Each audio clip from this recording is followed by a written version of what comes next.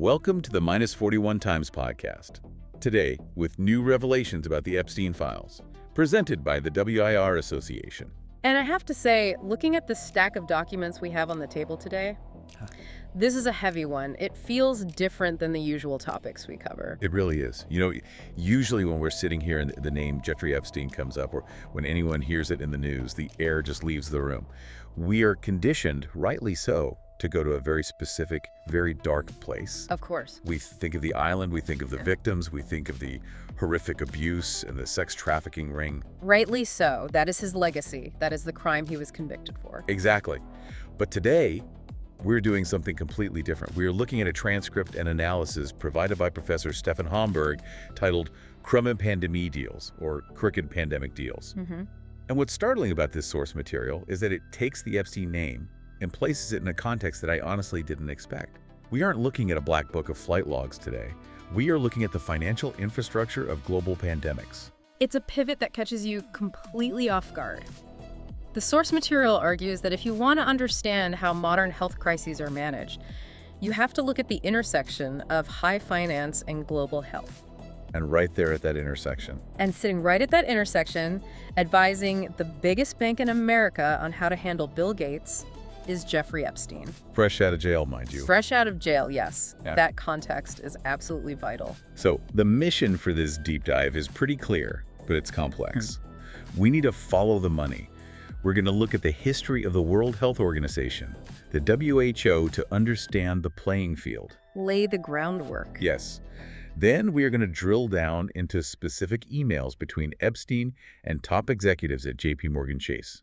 We're going to try to understand what Homburg calls the business model of modern pandemics. And I think we need to challenge the listener's default assumption right at the start here. Most people think of a pandemic as a purely medical event. A virus appears, doctors fight it, the WHO coordinates the response. Right. It's a science problem. It's biological. It's about nature versus humanity. That's the movie script. Contagion. Yeah. Right. Scientists in hazmat suits saving the world. Precisely. But the argument in our source material is that while the public is staring at the medical charts, the real mechanism, the engine driving the response, is financial. It's happening in donor-advised funds, hedge funds, and tax shelters. It's about liquidity, leverage, and return on investment. So let's start at the foundation. Before we get to the emails, which are truly mind-blowing, we have to talk about the World Health Organization. If we're claiming the game is rigged, we need to know who built the stadium. We do. And to understand the emails we're going to discuss later, you have to understand the environment they were operating in. The WHO was founded after World War II. It was a high-minded global initiative. The idea was to create a sort of global shield against disease. A noble goal. Post-war optimism. Absolutely. And for a long time, it functioned on a specific funding model that reflected that independence. Roughly 80% of its money came from mandatory contributions from member states. Okay, so why does that distinction mandatory matter so much? Because it guarantees independence. I mean, it's everything, really. If the money is mandatory, the WHO doesn't have to beg for it. They don't have to promise specific results to a donor to get the check. They're not a contractor. Exactly. It allows for what the source calls free research. The scientists can decide what's important based on actual health needs, not a donor's preferences. If they want to study a rare tropical disease that isn't profitable, they can, because the funding is secure and independent. Okay, so that's the starting point. A tax-funded, independent watchdog. But Homburg mentions a tragedy that befell the WHO, and it wasn't a plague. No. The tragedy, according to the source, and he cites a leading WHO official here, was that for decades, nothing happened. Nothing. How can nothing happen? In terms of global catastrophic pandemics, nothing. There were outbreaks, sure. Ebola in specific regions, flu seasons, things like that. But nothing that fit the apocalyptic definition the organization was built to fight. It was, as he puts it, a fire department in a world without fires. And in a bureaucracy, if you don't have a crisis. You lose your budget. That is exactly what happened. Because there were no big pandemics, the member states started to freeze their contributions. They didn't adjust them for inflation. So year over year, in real terms, the WHO's independent budget began to shrink drastically. They were starving. So they had to go looking for food elsewhere. They couldn't survive on the mandatory contributions anymore. And that is the pivotal shift. Since the 1970s, that 80-20 ratio we talked about, it flipped, completely inverted. Today, roughly 80% of the WHO's funds come from third parties and private donors. So they went from being tax-funded and independent to being donation-funded and, well, dependent? Dependent is the word. And private money rarely comes without strings attached. It shifted the organization from free research to project-bound funding. Explain that concept, project-bound. How does that change the day-to-day reality for the scientists there? It's simple, really. A donor, let's say a massive philanthropic foundation, comes in and says, here is $10 million. But you cannot use this to keep the lights on or study just anything. You must use this specifically for our project, our vaccine initiative, our data collection program. The donor dictates the content. It's essentially client-based science. The WHO becomes a contractor for hire. In many ways, yes. They execute the will of the donor. And the source highlights the Bill and Melinda Gates Foundation as the titan in this arena. In fact, Homburg points out that after the U.S. withdrew its funding, which happened during the time frame of some of these discussions, the Gates Foundation effectively became the primary financier alongside Germany. And just a quick side note from the source, Homburg makes a point to call it the Gates Foundation now. He notes Melinda's departure. Yes, and he cites her reported discomfort with Bill's connection to Jeffrey Epstein as a factor, which brings us right back to the web we are trying to untangle here. It all keeps looping back. It does. But before we get to the emails, there is one more structural piece we have to understand: the dress rehearsal. The 2009 swine flu. I remember that. The headlines were terrifying. I think everyone went out and bought hand sanitizer in bulk. They did, and the source argues that 2009 was the precedent for everything that followed. It hinges on a very subtle but very critical change in definitions. How do you mean? Before 2009, if you went to the WHO webpage and looked up the definition of a pandemic, it had two main requirements.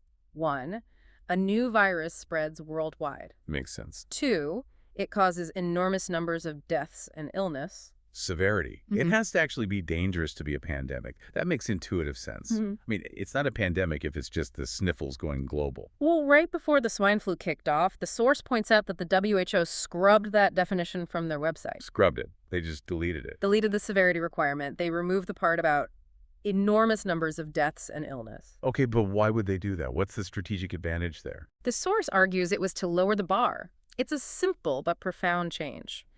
By removing severity from the definition, they could declare the swine flu, which turned out to be relatively mild in terms of mortality, a full-blown pandemic. And once you declare the P word, everything changes. The contracts trigger. The source calls it a false alarm designed to boost vaccine sales.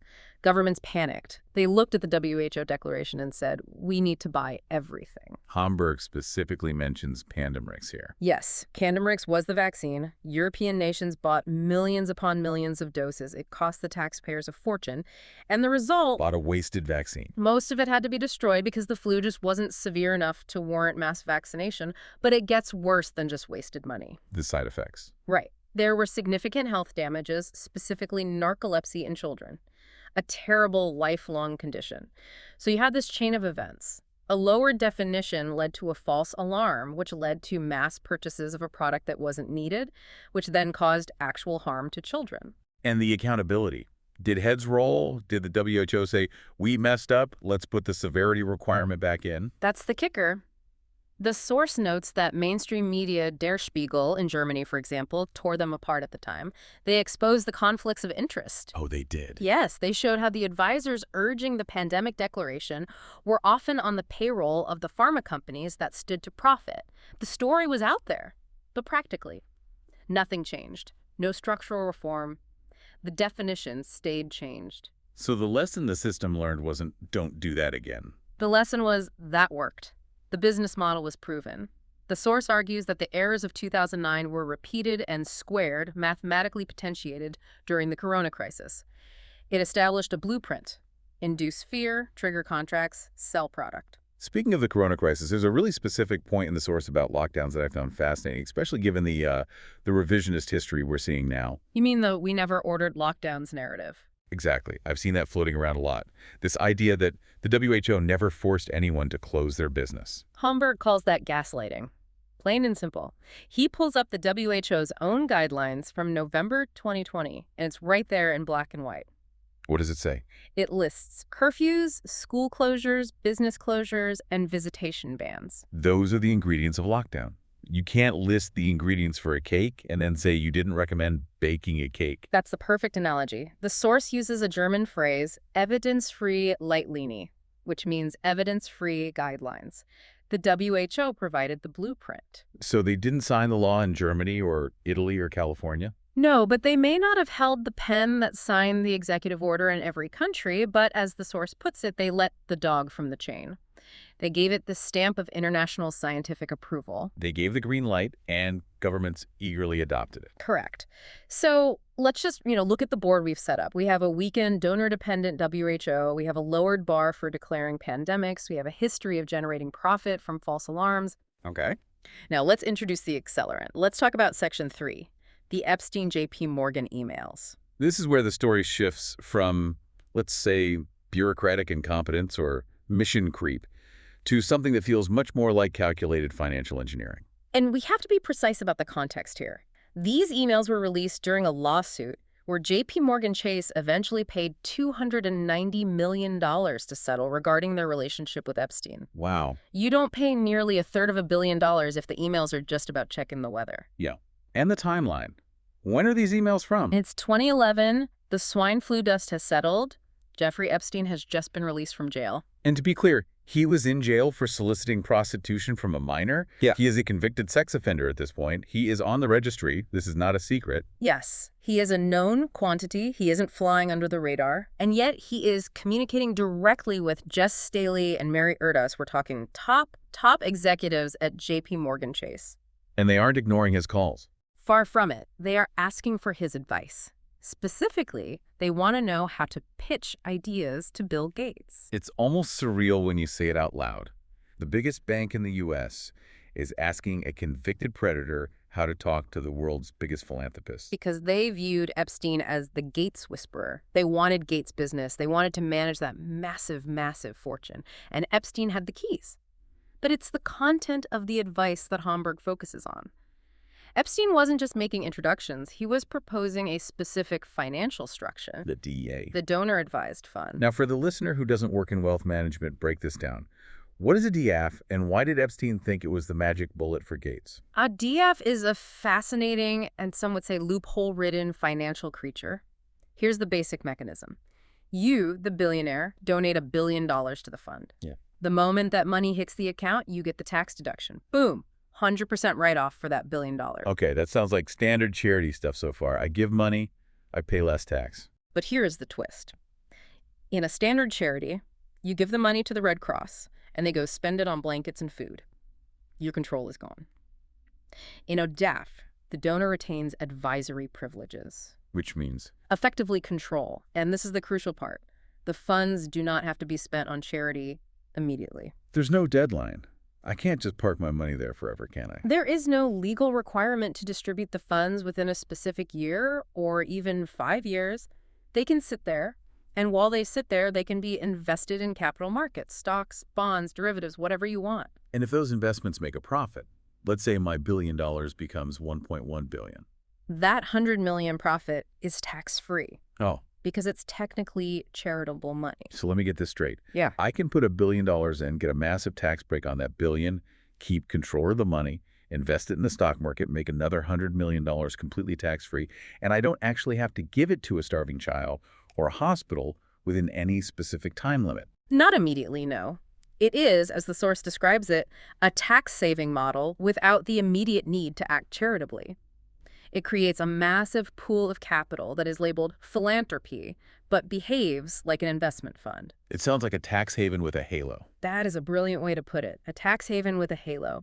But Epstein goes further in the emails. He's not just suggesting Gates let the money sit there and grow. He explicitly suggests to the bankers that at the end of the operation, the returns should be harvested. Harvested. That's a very agricultural term for charity. It sounds like something you do with corn, not with donations. It's a financial term. And it's very revealing. He suggests using a hedge fund mechanism. The goal isn't just to save taxes, it's to generate returns. Epstein explicitly suggests to Mary Erdos that there should be an offshore arm for these vaccine activities. An offshore arm for vaccines. Nothing says public health like the Cayman Islands. It creates opacity. It hides the flow of money. It makes it harder to track who is profiting and by how much. And this all connects to how Epstein managed the relationship with Gates himself. He explains to the bankers in these emails that Gates is terribly frustrated. Frustrated about what? He's one of the richest men in the world. He's saving the planet. What's the problem? According to Epstein's assessment in the emails, Gates was frustrated because he had invested billions in vaccines with little success and little return. Now, when he says return, are we talking about lives saved or return on investment? Because those are two very different things. In the context of a conversation with J.P. Morgan bankers about hedge funds and offshore arms, the implication leans heavily toward the financial. Epstein tells them the vaccine development world is in crisis. Lots of promises, few results. So he's saying the science isn't working out as planned. Yes. So he proposes these financial structures, leverage, DFs, offshore entities, to bring Gates more money for vaccines. He's treating vaccines as a distressed asset class. He's basically saying, the R&D is failing, so let's make money on the financial structuring instead. The product isn't the cure, the product is the fund itself. Exactly. It is the financialization of the sector. And this mindset is perfectly illustrated by the conference that J.P. Morgan hosted, which Homburg analyzes in detail. It was called the Global Health Investment Fund Conference. The name alone, investment fund, not Global Health Relief Fund or Global Health Action Fund. Right. And just look at the attendee list. Jamie Dimon, the CEO of J.P. Morgan, Jess Staley, Mary Erdos, Boris Luklich, who was Gates' chief science advisor, Tony Blair, the former UK prime minister. That's a room full of power. An immense amount of power. But who is missing? Who isn't at the table? I'm guessing actual doctors, virologists, people who've treated a patient. Exactly. Where are the epidemiologists? Where are the frontline nurses? Where are the professors of medicine? They weren't central to this conversation. The room was full of economists, mathematicians, politicians, and bankers. So they call it a global health conference. But the source argues these conferences aren't about health in the way you and I think about it. They aren't discussing how to distribute mosquito nets or how to perform surgeries in developing countries. They are discussing finance. They are discussing investment funds, offshore constructs, reinsurance products, and risk tranches. It's the securitization of disease. Yeah. You're taking a health crisis and turning it into a financial instrument, like a mortgage-backed security. Which leads us directly to Section 5. The mechanics of how this financialization actually works, because the source gets very technical here, and it's chilling. Homburg talks about pandemic bonds and triggers. That sounds like something out of a James Bond movie. It does, but it's very real. This is where we move from theory to practice. The World Bank, among others, created instruments often called pandemic emergency financing facilities. Think of it like a catastrophe bond for a hurricane, but for a virus, or a call option. Okay, break that down. How does a pandemic bond work for an investor? Who buys these things? Investors, hedge funds, big pension funds, put money into the bond. It pays a very high interest rate, a really juicy coupon, much higher than a normal government bond. And why is the interest rate so high? Because of the risk. As long as there is no pandemic, they collect that fat check. It's easy money. But there's a catch. The catch is the trigger. If a pandemic is declared, or if certain data points are reached, the investors lose their principal. That money is taken and theoretically sent to the relief effort, or the pandemic fund. So the investors are betting against a pandemic happening. In theory, yes. But here is where it gets very, very murky. The trigger is what's called parametric. It's not based on a subjective decision. It's based on numbers. What kind of numbers? Specifically, things like case counts or death counts, often determined by things like PCR tests. So if the number on a spreadsheet hits a certain level, Yeah. say 2,500 deaths in a certain region, The payout triggers. The whole thing activates. The source notes that in April 2020, the payout was triggered by the corona statistics. Hundreds of millions of dollars moved instantly. this creates a really perverse incentive structure, doesn't it? If you are on the receiving end of that payout, or if you are managing the companies that benefit from the response, you want that trigger to be hit. You need it to be hit. You need the numbers to cross the line. And this brings us to the BioNTech case study that Homburg lays out. He presents it as a timeline of a trade, and it's just devastatingly cynical. Okay, walk us through it. What's the play-by-play? Step 1, 2019. This is before anyone has ever heard of COVID-19. Bill Gates invests $55 million in a German company called BioNTech. And at this point, BioNTech is a small player, right? They don't have a product on the market. No approved product. They are a research company burning through cash. It's a very speculative bet. Okay, step 2. End of 2019, just before the outbreak. Gates goes on Twitter and declares that vaccines are the best buy in global health. He is hyping the asset class. He's priming the market, telling everyone this is the next big thing. Step 3. Early 2020, the virus appears in Wuhan. The WHO declares a pandemic. And remember what we said about the definition change. The source argues this declaration was made without the medical severity that used to be required, but the declaration is the signal. It's the starting gun. And the market reacts. BioNTech stock skyrockets. It goes from a small research firm to one of the most valuable companies in the entire pharmaceutical sector practically overnight. Okay, so that brings us to step 4, the exit. End of 2021. After the vaccines have been rolled out globally, Bill Gates sells his shares. And the profit. What was the return on that $55 million? Over $200 million. He more than quadrupled his money in roughly 2 years. A phenomenal trade. Not a bad return. But investors buy low and sell high all the time. That's how markets work. Why does Homburg flag this specifically as a mockery? Because of what happens next. Immediately after selling, after cashing out, Gates gives an interview in November 2021. And in this interview, he admits something absolutely startling. He says the vaccines do not provide transmission protection. He admits they don't stop the spread. Yes. His words. He says they are good for personal protection against severe disease, maybe, but they don't stop the virus from moving from one person to the next. But wait, I feel like I'm taking crazy pills here. Wasn't stopping the spread the entire public and political basis for the mandates?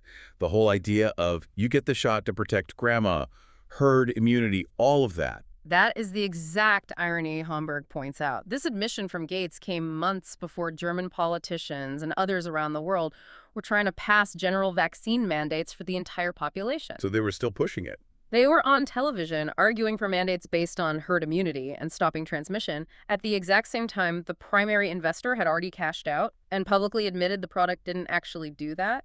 So the politicians were trying to force a product on the population using a sales pitch that the product's main financial backer had already debunked. Correct. It suggests a complete and total disconnect between the financial reality of the trade and the political narrative being sold to the public. Gates had exited the trade. He took his profit.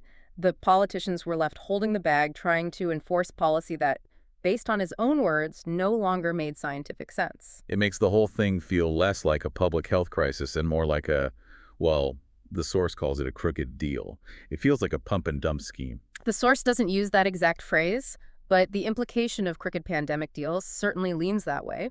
It paints a picture where the medical reality is secondary to the financial opportunity. The virus is real, the sickness is real, but the response is a product to be bought and sold. And this brings us to the war logic that Homburg discusses in the outro of his analysis. It's a powerful and pretty dark analogy. It is. He compares the pandemic industry to the military-industrial complex. How so? What's the parallel? Think about it. If you build a massive army, if you have factories churning out tanks and missiles, if you have investors expecting returns on those weapons contracts, the pressure to use them becomes immense. If you have a hammer, everything looks like a nail. Or rather, if you have a billion-dollar tank factory, you start looking for a war to justify the expense. Exactly. Homburg applies this to pandemics. The more preparation you have, the more investment, the more financial interest there is in the machinery of vaccines and pandemic preparedness, the more likely an outbreak is to be declared a pandemic. Because there's so much money waiting to be made. You can't let a good crisis go to waste if the funds are already structured to harvest it. And not just money, fear. The source identifies these recurring actors and mechanisms.